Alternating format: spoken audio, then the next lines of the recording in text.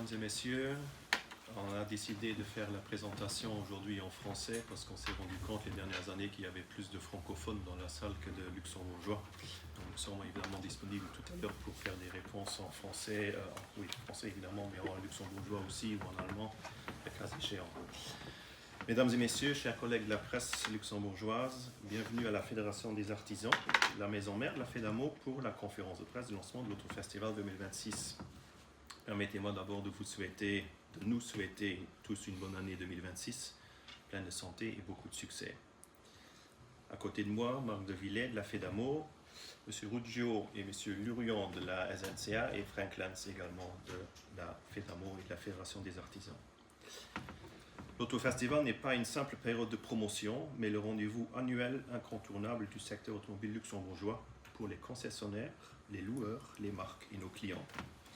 Il est organisé depuis plus de 60 ans par la FEDAMO, qui regroupe les professionnels de la distribution automobile et de la mobilité. Aujourd'hui, 170 entreprises sont membres FEDAMO. Ce sont les concessions officielles, les réparateurs agréés et les réparateurs indépendants. Le premier Autofestival a été organisé en février 1965 avec 23 concessions et showrooms automobiles. Depuis cette année-là, l'organisation est assurée par la FEGALux, qui après sa fusion avec ADAL, fondée en 1988, est devenue FEDAMO en 2019. L'appellation Autofestival et les logos sont protégés et sécurisent ainsi la marque forte de l'Autofestival, bien ancrée dans nos habitudes. Chers collègues de la presse, la 62e édition de l'Autofestival aura lieu cette année du 24 janvier au lundi 2 février sur 10 jours avec ouverture des showrooms et concessions les 2 week-ends d'affilée sans interruption. Ce sera l'occasion de découvrir plus de 60 nouveautés européennes et non européennes, dont des premières mondiales ou premières européennes issues directement du Salon de Bruxelles. 192 showrooms seront ouverts au public appartenant à environ 90 concessionnaires et membres FEDAMO. Un très grand merci à eux pour leur participation. Une partie de nos membres distribue également des motos, de sorte que l'Autofestival sera également pour eux un motofestival. Peut-être qu'à l'avenir, ça deviendra encore un peu plus concret. Tous les participants se trouvent, comme d'habitude, sur notre site www.fedamo.lu, ainsi que dans une double page du Luxembourger Wort à paraître bientôt. Vous trouverez également sur notre site les quelques 22 marques et importateurs automobiles qui soutiennent financièrement la FEDAMO dans l'organisation de l'Autofestival, de même que nos partenaires et sponsors. À eux aussi, un grand merci. Le soutien des importateurs et constructeurs dans cette période charnière de l'année est évidemment stratégique. Ils organisent annuellement le Salon de Bruxelles dans cette même période, ce qui garantit pour nous aussi pérennité de notre modèle Autofestival. L'Autofestival, il offre de la visibilité à tout un écosystème professionnel. Il permet de valoriser et de légitimiser le réseau des concessionnaires officiels dans un marché de plus en plus digital et concurrentiel. Dès le début de l'année, l'activité est stimulée avec l'attraction d'un nombre important de visiteurs dans les concessions. Ce démarrage d'année est commercialement structurant et offre ainsi une meilleure prévisibilité des volumes et tendances futures. Il permet de générer un volume significatif de contrats de vente dès les premières semaines de l'année, de soutenir la consommation locale en général, tout en favorisant un effet d'entraînement sur d'autres secteurs. En effet, au-delà des concessionnaires, le secteur automobile national dans son ensemble représente un poids économique non négligeable pour toute l'économie luxembourgeoise. Nous représentons environ 6 000 emplois directs et indirects, reprenant tous les membres FEDAMO, les loueurs et importateurs luxembourgeois, soit toute la chaîne du retail automobile luxembourgeois. Nous contribuons fortement aux recettes fiscales nationales, à l'activité des services financiers tels que des leasing ou crédits, ainsi qu'aux activités des assureurs et de la logistique notamment. Dans un marché automobile incertain, dans une économie nationale sous pression, l'Autofestival apporte donc de la stabilité, des repères, de la confiance et de la visibilité. Il agit aussi comme un accélérateur pragmatique et non idéologique de la transition, car oui, le secteur automobile soutient la transition énergétique et la visibilité qu'il offre maintenant en est un élément essentiel. Nous mettons en avant les véhicules à faible émission et à zéro émission, les solutions de mobilité durable et toutes les nouvelles technologies. L'autofestival est donc un outil d'orientation du marché et un marqueur de tendance automobile. En devenant une sorte de boussole annuelle du marché luxembourgeois, non seulement pour les professionnels, les décideurs, mais aussi pour nos clients, l'autofestival reste une valeur sûre, un moment de sécurité et de confiance, même un moment pédagogique. Une boussole, par exemple, pour les clients encore hésitants face aux nouvelles technologies d'électrification, de digitalisation, de connectivité. Mais cette période annuelle facilite, par exemple, aussi la pédagogie sur l'autonomie réelle d'une électrique, sur la recharge à domicile ou public, sur la fiscalité des voitures de société, sur les frais et coûts d'utilisation de telle ou telle technologie. Ce rôle éducatif primordial pour lequel les commerciaux et autres conseillers de services dont nos concessions sont formés et certifiés doivent permettre de réduire les barrières à l'achat des véhicules électrifiés. L'expérience client lors de l'autofestival est unique et très différente d'un salon automobile. En effet, pour ce rendez-vous annuel fixe, de nombreux clients reportent volontairement leur achat afin de profiter non seulement de l'ambiance festive et commerciale, mais aussi pour s'assurer de bénéficier des meilleures conditions d'achat. La vue d'ensemble du marché automobile sur un temps limité permet aussi aux clients de comparer les motorisations électriques, hybrides, thermiques, toutes les marques et segments existants, toutes les solutions de financement et de leasing. Et au-delà de ça, la présence de véhicules en avant-première, de nouveautés marquantes et innovantes, la possibilité des tests routiers directement en concession et l'interaction directe avec les professionnels formés guident les choix des clients.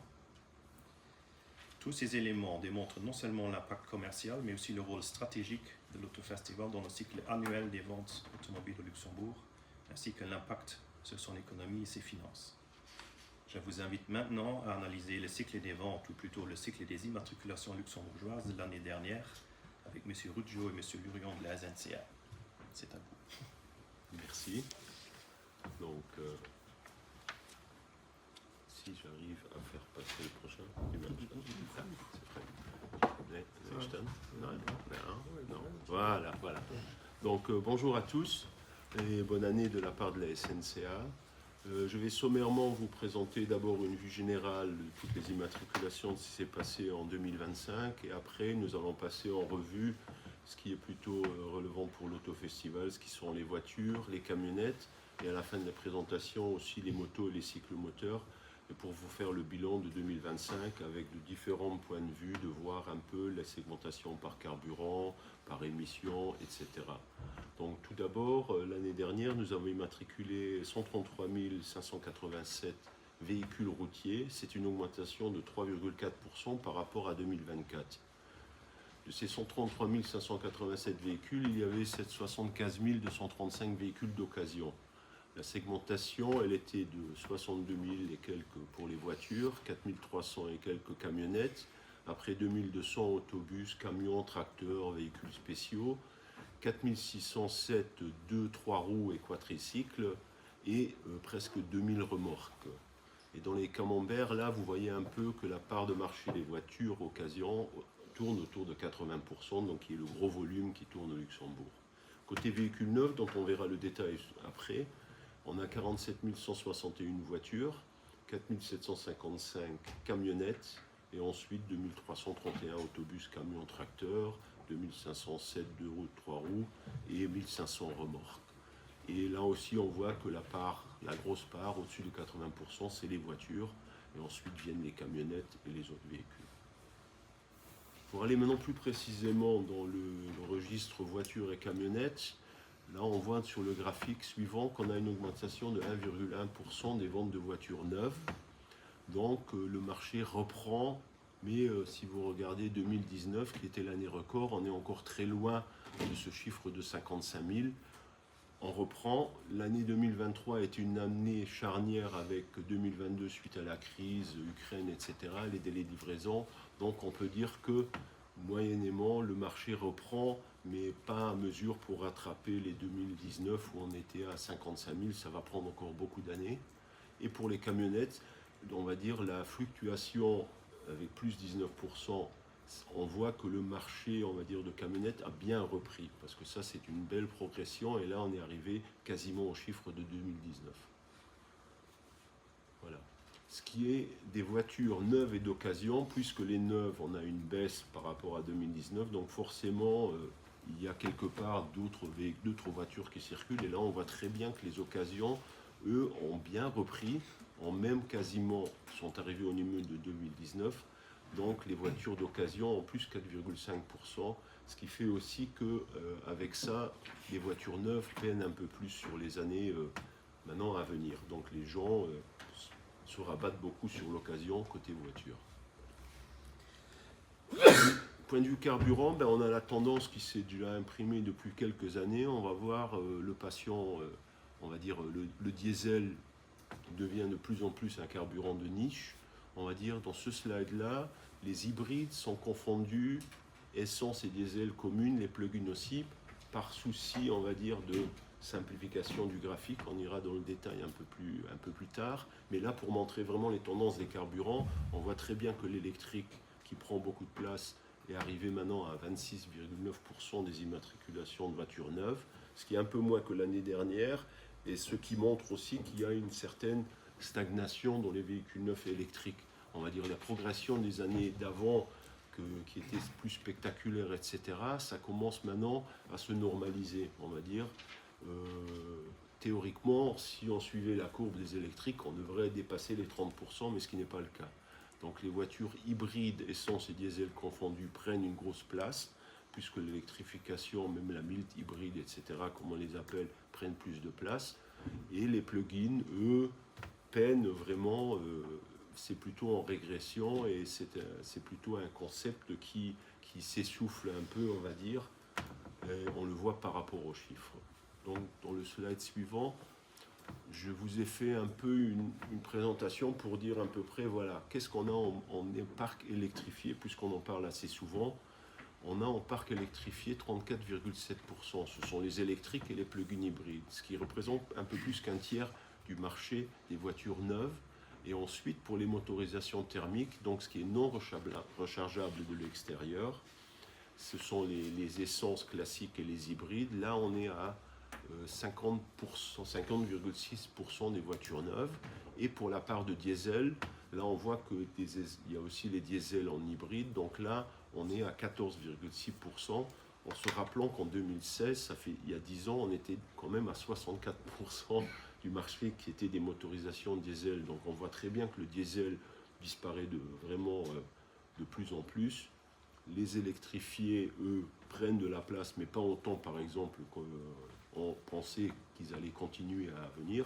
Et l'essence prend la grosse partie du marché.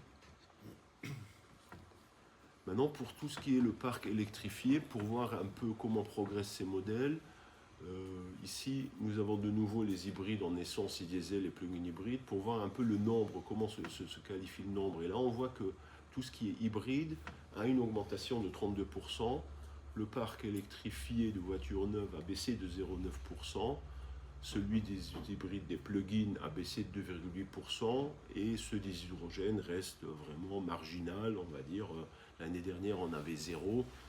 Et cette année, on en a eu 2, donc on ne peut pas faire de progression en pourcent. Mathématiquement, ce n'est pas possible. Donc, on va dire que l'hydrogène est encore et toujours, on va dire, plutôt des véhicules de démonstration ou de certaines personnes qui disent « je veux essayer l'hydrogène », mais comme il n'y a pas beaucoup de modèles, et je crois qu'il n'y a que 2 constructeurs qui en proposent à leur catalogue, ce n'est pas vraiment des modèles qu'on va voir dans les prochaines années sur les routes luxembourgeoises. Par contre, les hybrides classiques, on va dire non rechargeables, vont prendre une grosse part de marché à côté des électriques.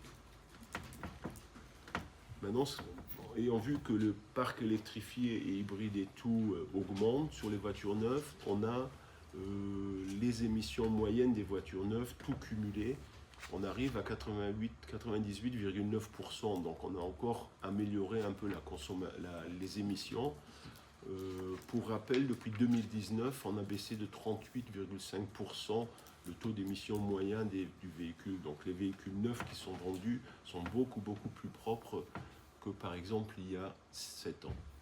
Donc on le voit très bien. Et les nouvelles procédures de test, comme vous voyez, il y a encore l'ancienne procédure NEDC, étant plus contraignante et amenant aussi à une valeur d'émission plus élevée pour le même véhicule, je peux vous dire que si on était en NEDC, on serait autour de 70 grammes. Mais on va dire, puisque maintenant la WLTP depuis 7 ans devient la norme, on peut dire qu'on arrive à un parc de 98,9%. Et le but européen est d'avoir un parc roulant en dessous de 100 grammes par CO2 pour la flotte. Et avec les véhicules neufs luxembourgeois, on y est. Mais avec le parc automobile complet, on n'y est pas, bien sûr, puisqu'il y a beaucoup d'anciens véhicules. Pour ce qui est le type de carrosserie qu'on a fait, pour anticiper déjà, on va dire, vos questions, combien de SUV, combien de ci et ça, je vais vous dire que la SNCA, on n'a pas la vision par rapport aux termes SUV, crossover, etc., puisque c'est un terme commercial. Nous, on immatricule les véhicules d'après une forme de carrosserie ISO. Chaque année, je vous mets le slide là pour éviter après les questions, donc je n'ai pas de réponse.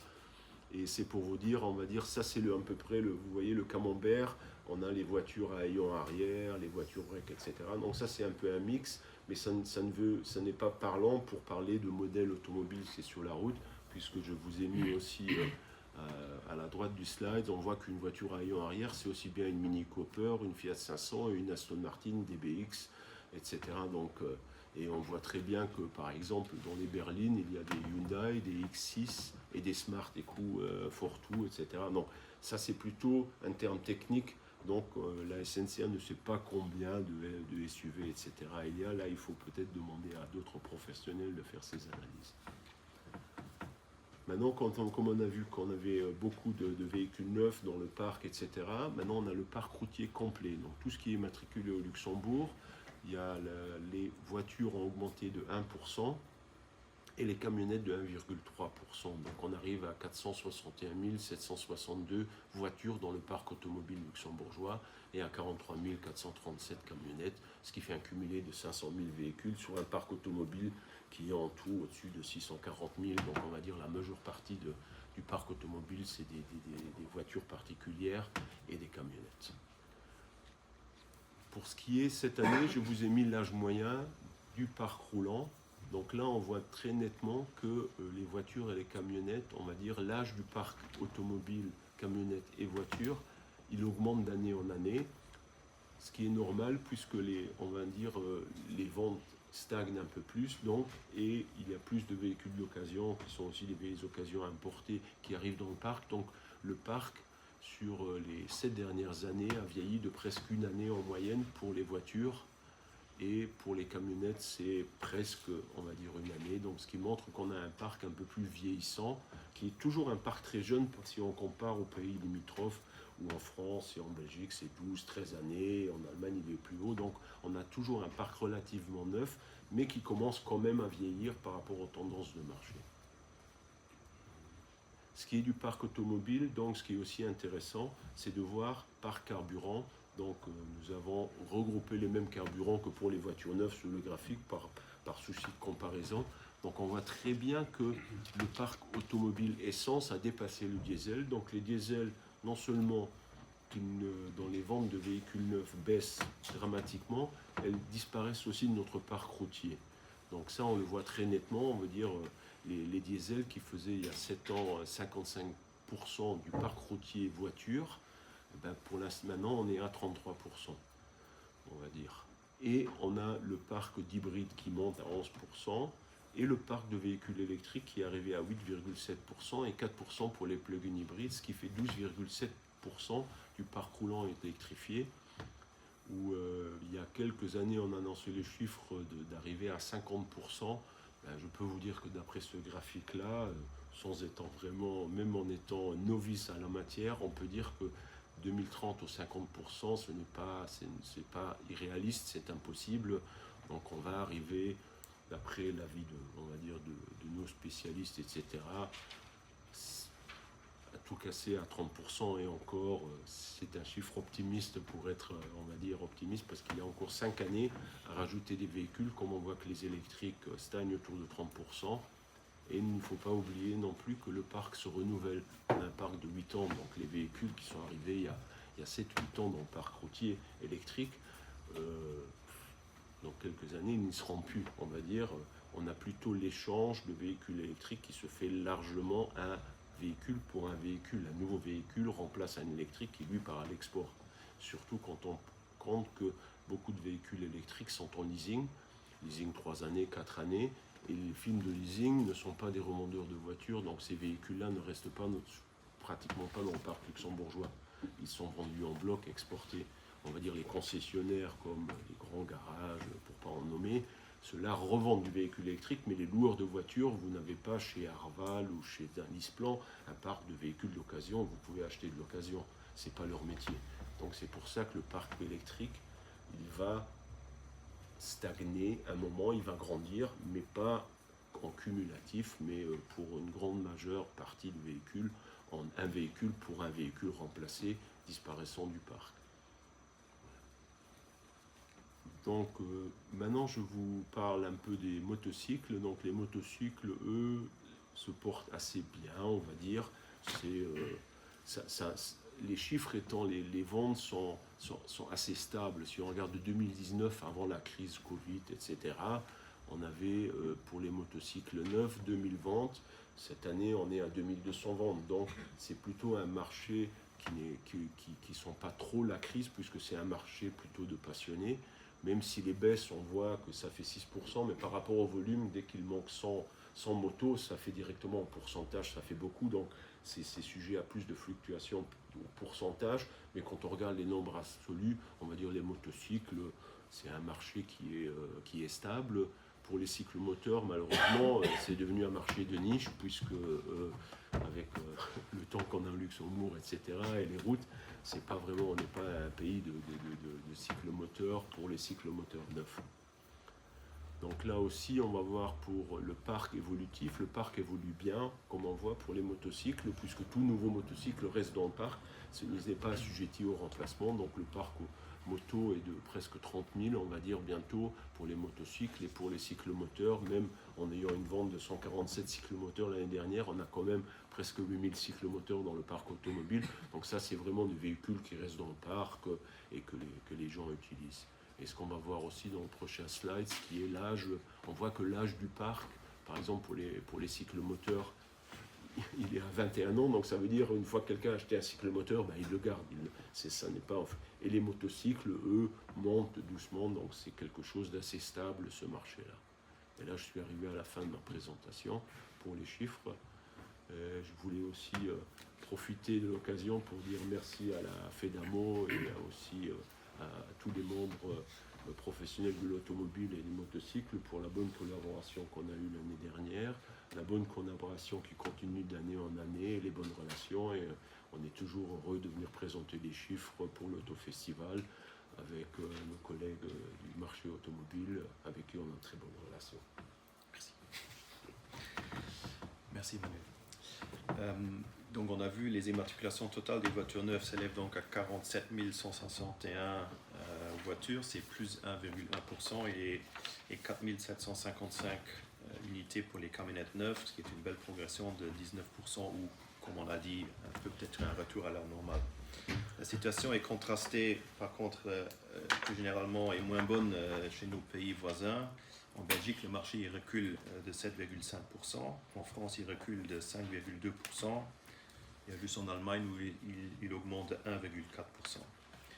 Dans notre analyse du marché, nous distinguerons maintenant les immatriculations aux personnes privées des immatriculations aux personnes morales, parce que les évolutions sont très différentes. Alors, les immatriculations aux personnes morales, ce n'est pas que les immatriculations aux sociétés de leasing, mais plus généralement à toutes les sociétés, peu importe leur mode d'acquisition, aux concessionnaires, l'État, les communes, les services d'urgence, etc. Donc toute société est dans les immatriculations des personnes morales. Et les immatriculations aux personnes privées, elles ont progressé sur le marché qu'on a vu de 11,5% sur un an, tandis que les immatriculations aux personnes morales ont baissé, elles, de 8,6% sur la même période. Il faut savoir que les ventes en leasing privé des particuliers se retrouvent également dans les statistiques des personnes morales. Et ces chiffres-là sont en forte croissance, mais ne sont pas encore identifiables de manière fiable dans les chiffres 2025 pour des raisons administratives indépendamment d'eux. Avec ces évolutions contrastées l'année dernière, les immatriculations totales sont réparties à part égale entre personnes privées et personnes morales, ce qui est du jamais vu dans les chiffres d'immatriculation de toutes les dernières années.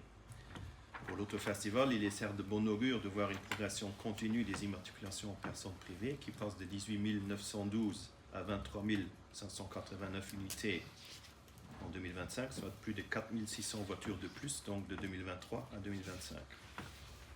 Malheureusement, parallèlement, le marché des personnes morales a lui perdu dans la même période de 2023 à 2025 plus de 6 500 voitures. Ainsi, en effet, en 2023, les immatriculations aux sociétés, donc aux personnes morales, représentaient encore plus de 61% du marché des IMAT, c'est-à-dire plus de 30 000 voitures. En 2024, ces chiffres représentaient 55% avec 25 700 voitures. Et donc, comme on l'a vu, en 2025, les immatriculations aux personnes morales sont passées à 50% avec 23 569 voitures. Cette tendance a un impact très négatif sur la rentabilité de nos concessions automobiles et cela est critique pour tout le secteur. C'est la raison pour laquelle tout le secteur automobile représenté par la House of Automobile alarme les pouvoirs publics et les ministères respectifs. Je rappellerai ici que la House of Automobile, ou HOA, regroupe la FEDAMO, qui en est membre fondateur, tout comme la Mobise, les loueurs, et la FEBIAC, qui représente les importateurs. Il faut aujourd'hui en effet savoir remettre en cause la politique fiscale en place pour les voitures de société afin de réarmer les différents leviers permettant de soutenir ce marché spécifique qui est très typé à Luxembourg. Pour cela, pourquoi est-ce que cela est critique? Premièrement, les voitures de société sont un levier majeur d'une transition énergétique accélérée car elles sont renouvelées 2 fois plus souvent que les voitures des particuliers et permettent de réduire plus vite les émissions de CO2 et d'atteindre les objectifs du PNEC. Deuxièmement, les voitures de société sont un outil essentiel pour le recrutement et la fidélisation des talents dans une entreprise à Luxembourg. Or, on sait que le manque de main-d'œuvre à Luxembourg est un sujet politique important. Troisièmement, les voitures de société sont un pilier structurant du marché automobile luxembourgeois au vu de leur volume significatif. Une enquête récente de la House of Automobile réalisée en collaboration avec le magazine Automoto et la régie.lu et la CL a confirmé ces points parmi d'autres. Pour la baisse de ces immatriculations aux personnes morales, les raisons sont généralement connues. D'abord, bien évidemment, une économie luxembourgeoise et européenne malmenée, et donc une population plus incertaine et plus réservée vis-à-vis d'un investissement automobile. Troisièmement, surtout une fiscalité défavorable depuis 2023, avec le changement du régime de l'avantage en nature qui est appliqué sur le salaire de celui qui bénéficie d'une voiture de fonction. Ainsi, depuis 2023, le niveau de l'émission CO2 est devenu plus contraignant dans le calcul de cet ATN, donc l'avantage en nature. Carrément, depuis le 1er janvier 2025, la fiscalité est devenue très défavorable avec l'alignement de toutes les motorisations hybrides, quelles qu'elles soient, au niveau de CO2 aux motorisations thermiques, peu importe laquelle. Je vous donne un exemple, un véhicule de société hybride émettant 50 grammes de CO2, ce qui est très faible, on en convient, se retrouve aujourd'hui fiscalement dans la même catégorie qu'un puissant SUV diesel. Cela ne fait aucun sens et est très néfaste pour l'attractivité de la voiture de fonction, d'autant plus que cela ne favorise aucunement la transition énergétique. Donc aujourd'hui, uniquement les motorisations électriques restent attractives comme voitures de société. Or, malheureusement, cela est souvent considéré comme un choix contraignant pour les bénéficiaires, parce que c'est un choix. De plus en plus souvent, il décide de s'en affranchir avec le risque que son choix ne se porte soit sur un véhicule récent plutôt que neuf, et donc moins efficient, moins propre, soit pour un achat dans un pays frontalier, avec tous les effets négatifs pour notre secteur automobile local. Plus généralement, au niveau des immatriculations, de toutes les immatriculations, nous constatons, comme on a déjà dit, une évolution stagnante de l'électrique et un accroissement notable des motorisations hybrides, essentiellement non rechargeables. Le Luxembourg affiche une part plus élevée de voitures électriques neuves que la moyenne européenne. Nous sommes à 26,9%, la moyenne européenne est plutôt vers 16-17%. Par rapport à nos pays frontaliers, en France, il y a 20% d'électriques l'an dernier. En Allemagne, c'est 19,1%. Par contre, en Belgique, 35% des immatriculations sont des électriques en 2025. Chez nous, ces électriques, c'est 12 663 véhicules en 2025. Et sur ces 12 663, 59% sont immatriculés au nom de personnes morales, soit la part la plus faible depuis 2023. En effet, cette année-là, plus de 73% de toutes les électriques immatriculées à Luxembourg étaient inscrites sur une personne morale. Avec ce décrochage des immatriculations en personne morale, la progression des électriques est stoppée sur le marché national, malgré que les particuliers y prennent de plus en plus goût. Dans cette enquête de la ROA, plusieurs raisons, tout public confondu, peuvent expliquer la stagnation spécifique des électriques. D'abord, la réduction des aides climat-bonus de 8 000 à 6 000 et parallèlement, la réduction du seuil d'émission CO2 pour accéder à une prime à l'achat. Je vous dis aussi, vous le savez, les primes actuelles viendront à échéance sous la forme actuelle fin juin de cette année. Deuxièmement, la mise en place de l'infrastructure de charge est encore jugée par le public qui a répondu à l'enquête coûteuse, voire impossible dans certaines zones et ou habitations. Troisièmement, pour le public qui a répondu à l'enquête, l'autonomie d'une électrique est toujours jugée insuffisante. La technologie n'est pas encore assez aboutie et évidemment le prix d'achat reste un frein à l'achat d'un électrique. Donc un important travail de pédagogie reste à faire par les professionnels de l'automobile ainsi que par les pouvoirs publics et l'autofestival de cette année représentera certainement une opportunité à cet égard. D'un autre côté, on l'a vu aussi, les voitures hybrides, donc les rechargeables et les non rechargeables, sont devenus avec 37,2% la motorisation dominante parmi les nouvelles immatriculations au Luxembourg, surpassant les électriques et les thermiques qui, ensemble, essence et diesel, atteignent 35,9% des immatriculations. Nous constatons dans notre analyse que les particuliers privilégient plus spécifiquement les hybrides qui ne sont pas rechargeables avec 34,7%, suivi dans ce palmarès de l'essence avec 30,6%, de l'électrique avec 22% pour les particuliers, c'est-à-dire moins que la moyenne de 26,9%. Donc si on reprend les immatriculations nationales, les hybrides non rechargeables sont passés de 19% de part de marché en 2022 à aujourd'hui 29,3% en 2025. Donc globalement, en 2025, 64% de toutes les immatriculations constituent des véhicules électrifiés, c'est-à-dire hybrides rechargeables et électriques. Cette part est de 62% si on considère que les immatriculations des particuliers, avec un poids sur l'hybride, et elle représente 66% si on prend les immatriculations des personnes morales, avec un poids plus important et électrique. Donc si on considère les motorisations rechargeables, donc hybrides, rechargeables et électriques, pour le PNEC, le Plan national de l'énergie et du climat, les particuliers ne sont qu'à 26,7% et les personnes morales à 41,9%. On peut donc dire que les personnes morales se rapprochent le plus aujourd'hui des objectifs du PNEC dans un contexte d'immatriculation à tout le monde. Car les objectifs du PNEC écrits, ça se base sur le parc roulant. En ce qui concerne le parc automobile global, on l'a vu aussi, il progresse donc de 1% à 461 600 ou 762 voitures hors utilitaires et reste dominé en 2025 par les motorisations thermiques, essence et diesel à 75,9%. Les hybrides non rechargeables sont à 11,5% et en progression, tandis que les électriques et hybrides rechargeables progressent aussi pour atteindre 12,7% du parc total contre 10,7% l'année dernière.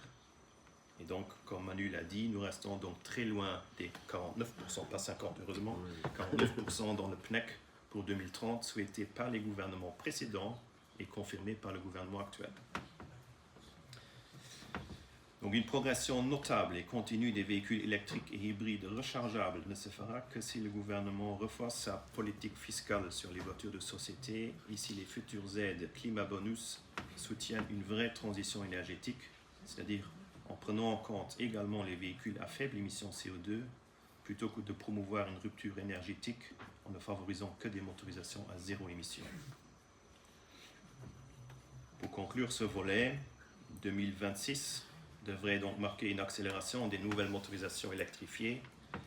Il y aura non seulement de plus en plus d'électriques abordables neuves sur le marché, il y a de plus en plus de variantes hybrides, tous segments confondus, les constructeurs y mettant clairement aujourd'hui le focus, de sorte que ces hybrides gagneront en attractivité. Ça tombe bien, c'est déjà une tendance locale que ce marché est dominant à Luxembourg. Clairement, les véhicules 100% électriques continueront d'être mis en avant par les constructeurs et donc forcément par les concessionnaires. Avec les offres commerciales agressives des constructeurs et les subventions climat bonus en place jusqu'à fin juin 2026, l'intérêt réel pour les technologies propres devrait se confirmer. Donc au total, même si l'électromobilité progresse, une part substantielle du marché reste aujourd'hui aux motorisations thermiques, de plus en plus efficientes, et l'accroissement des hybrides non rechargeables, ce qui montre que la transition énergétique n'est ni linéaire, ni uniforme, ni programmable.